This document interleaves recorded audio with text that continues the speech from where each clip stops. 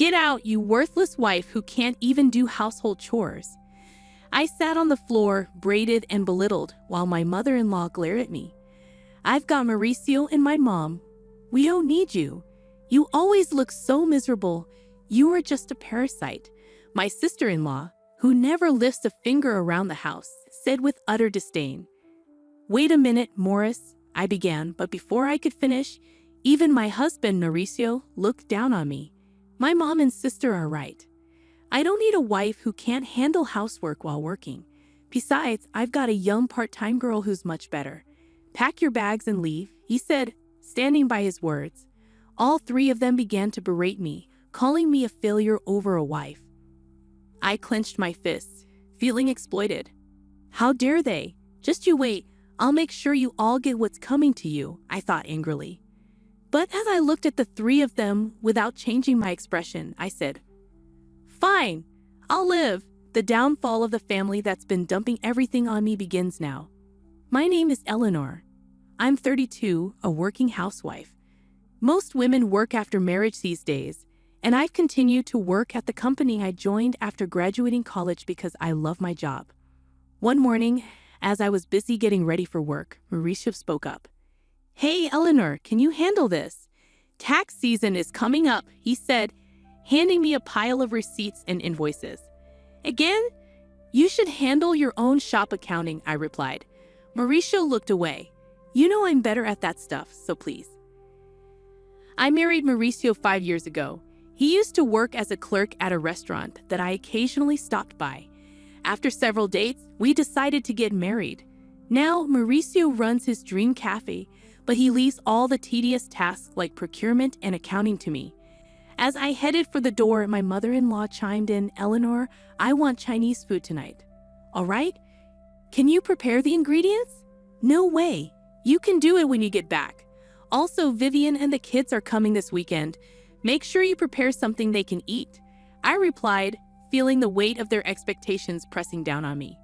Reluctantly, I replied and left the house. When we got married, I had hoped to live just with Morris.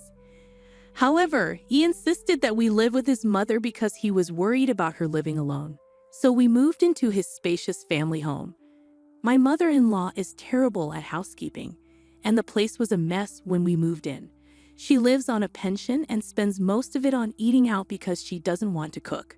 Marissa always says housework is a woman's job, so even though I work, I'm stuck doing all the chores for the whole family. On top of that, my sister-in-law, Vivian, who's moved out since getting married, often comes back home with her kids. When she's here, the workload increases. This morning, when I heard she's coming back this weekend, I thought, oh, not again. And then the dreaded weekend arrives. I'd love to relax on my weekends off from work, but instead, I have to entertain Vivian's kids and prepare meals. While I'm running around, Vivian drops a bombshell on me. Eleanor, by the way, I'm getting divorced and moving back here with the kids next month. Just so you know. What? Are you serious? Got a problem with that? She challenges. No, that must be tough for you. When are you moving back? I ask. As soon as I can, she replies.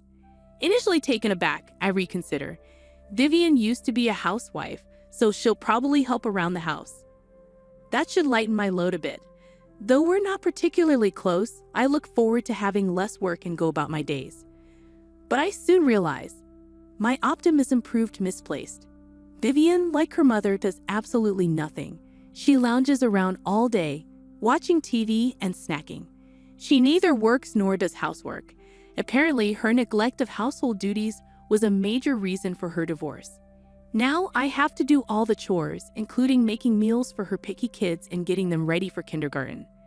As time passes, my job gets busier with a new project requiring more overtime and early starts. The house becomes increasingly messy. Coming home to a chaotic house is utterly disappointing, and yet everyone keeps asking, "When's dinner?" or "You're so slow." To make matters worse, I start getting passive-aggressive comments from Vivian and my mother-in-law. Eleanor, the laundry is piling up. Just because you work doesn't mean you can slack off. My mother-in-law scolds. But I'm busy too. As I try to argue, Vivian cuts in, talking back to your mother-in-law? "You're so bold, Eleanor. And you've been buying all the meals. That's not good for the kids. If you're home, can't you help out a bit?" "What are you saying, Mauricio?" Vivian adds, "As a business owner, you don't have to work. You're just doing it out of selfishness. So fulfill your duties as a wife perfectly." I was rendered speechless, and both of them looked at me as if it was all perfectly normal. That night, I was so angry I could explode, so I talked to Mauricio. "I'm busy with work, and neither your mom nor your sister is helping with the housework. You're not bad-mouthing my mom and sister, are you?" Mauricio glared at me. I replied in amazement, "No, that's not it. But I can't handle all the housework by myself. If you could help me a little. I'm busy running a business. You might not understand because you have an easy office job, but running a business is hard. Besides, housework is a wife's job, isn't it? Don't expect me to do it," he retorted, then went to sleep, leaving me to stew in my thoughts. But then an idea came to me. I quickly grabbed my phone and made some online purchases before going to sleep. A few days later, a bunch of new appliances arrived. A new washer-dryer, a cleaning robot, and kitchen appliances with automatic cooking functions. If no one's going to help me, I might as well make my chores easier with some handy gadgets. As the delivery guys were bringing in the washer, my mother-in-law and sister-in-law showed up. "You bought a new washer without asking. The old one still works, but it's old, and this will make laundry faster and easier," I explained. "What's all this? A cleaning robot and cooking appliances?" My mother-in-law summoned me to the living room, where they were sitting on the sofa, and I was told to sit on the floor. Mauricio was there too, sitting next to his mom, looking smug. "What's going on?" I asked, confused. "What do you mean? What's going on? You bought all these lazy gadgets with the household money. What are you thinking?" my mother-in-law shouted. "I thought it would make housework more efficient." I defended myself. "It's not about efficiency. People these days rely too much on machines." My sister-in-law chimed in. "Exactly, Eleanor. And those are luxury items. The appliances we have are still usable. You're just being wasteful because Mauricio is a business owner," she added, glaring at me, and Mauricio nodded in agreement. "But I was just trying to make life easier for myself. Can't you even do housework properly?" I countered. I wanted to say, "Look who's talking," but I kept quiet. Finally, my mother-in-law, perhaps frustrated by my silence, snapped, "If you can't even do housework properly, you should just leave." I looked at her in shock, and she glared back at me, saying, "We don't need you. Mauricio and I are fine without you. You always look so tired and miserable. You're just a parasite." My sister-in-law spoke in a tone that suggested she was fed up. "Wait a minute, Mauricio, your mom and sister are being way too harsh." I turned to Mauricio for his support, but he looked down on me and said, "They're right. I don't need a wife who can't handle housework." I stared at Mauricio in disbelief, but he just smirked. "I'm a business owner, and I can do whatever I want with my money. I don't need a wife who spends it to make her life easier." Why would you say something like that? Besides, I've been getting along well with a young part-time worker. She's cute, unlike you. Pack your bags and leave." Stunned by Mauricio's words, all three began to berate me, calling me a failure of a wife. I clenched my fists in anger. After exploiting me all this time, they dared to say this. "Just you wait. I'll make you regret this." But I kept my composure and said, "Fine, I'll leave." "Good, we'll be better off without you," my mother-in-law spat out.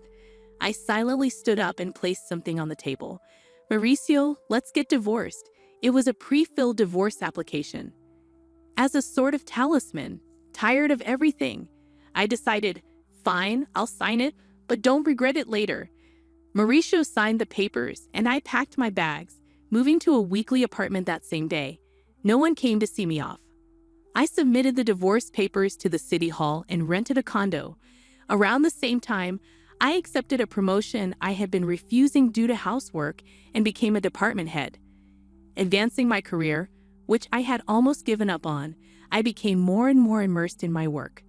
Thrilled that no one was there to hinder me more than anything else, I was overjoyed. About a week after leaving, my former mother-in-law started calling, but I was busy and had no desire to talk to someone who had called me a worthless wife. I continued to ignore her calls. A year later, on a day off, she called again. Thinking it was time to settle things, I answered, "Hello." "Eleanor, you finally answered.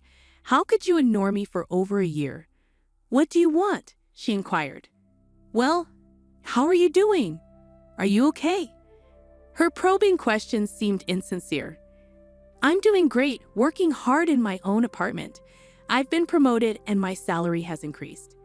I'm living comfortably," I replied straightforwardly. "Is that so? Would you consider coming back?" Her tone was almost pleading. "Why now?" I asked, shivering. "We're in trouble. We're running out of money." I couldn't help but smirk as I responded, "Oh, Mauricio's shop isn't even making an $11,000 profit, huh? And neither you nor your daughter work, so that makes sense." "Eleanor, you knew?" she asked incredulously. "Yes, I knew. Mauricio's cafe was only making about $800 a month in profit. I was the one handling the finances, so of course I knew." Mauricio, who acted like a big-shot business owner but didn't do any proper management or customer service, probably had no idea. "Of course I knew. I was the one doing all the accounting and inventory," I explained. "Why didn't you say something?" she questioned. "I had no idea you were a manager at a big company and contributing so much to our living expenses," I replied. "Yes, I was putting in over $3,000 a month. That's how everyone was able to live. I had been supplementing the family income with my own salary because I knew Mauricio's shop wasn't making much. Mauricio probably realized he couldn't make ends meet without my income only after I left." "Please, Eleanor, come back. By the way, what happened to Mauricio's shop?" she asked, ignoring my former mother-in-law's plea. "Mauricio's shop is going under next month. Even the part-time girl left him. That figures with such sloppy management. He can't keep a business running, and he's too proud to do what needs to be done. No woman would want to be with a man like that." I chuckled, and my former mother-in-law was at a loss for words. "Can we wrap this up? I'm busy," I said, hurriedly continuing. "Also, the house has been a mess since you left." According to her, the house was in chaos because no one was doing any housework. The house was cluttered, no one was cooking, so they had to buy food, and they couldn't even afford a new washing machine. "It would have been nice if you left those appliances," my ex-mother-in-law said. "What are you talking about? When those lazy appliances? And what's wrong with taking things that I pay for?" I retorted, regretting my outburst. But I never thought the house would become like this just because no one was doing their part. Hitting a bit irritated, I asked, "Isn't it strange that 3 adults can't manage the housework? What are your daughter and Mauricio doing?" She lowered her voice. "Well, Mauricio is sulking at home all day, doing nothing since he found out his shop isn't making any money. Really, he said he could do whatever he wanted with his money because he's a business owner. And Vivian won't work, no matter how much I tell her. She doesn't do housework, and she even asks me for pocket money for herself and her kids. My pension is running out." "Really? Your daughter told me she didn't need me because she had you," I said coldly. My former mother-in-law tried to butter me up again. "Please, Eleanor, my pension isn't enough for the 3 of us anymore. I have no intention of going back to that house. Your children are quite the parasites, aren't they?" She was speechless. As I was about to hang up, she continued, "Eleanor, we'll change our ways. Please come back. Let's all live happily together again, okay? Live happily with a worthless wife." I cut her off, saying, "We are family. Help us. We can't even pay the property taxes anymore. We'll have to sell the house. I have neither the obligation nor the desire to help you figure it out yourselves. Goodbye from your worthless wife." Ignoring her ongoing wails, I hung up and blocked her number, sipping my coffee in my clean apartment. I chuckled. 3 months later, I happened to pass by Mauricio's cafe. It had become a vacant storefront. It seemed he really had gone out of business. Even their family home was listed as sold. According to a former neighbor, I ran into the 3 of them, who had sold the house and fled, now living in a cramped apartment nearby. They were a constant neighborhood nuisance, always fighting and even sticking up the place. Complaints were piling up. All they had to do was work hard and take care of their home without relying on others. But they didn't, which was so like them. I looked at their former home with detached eyes and walked away.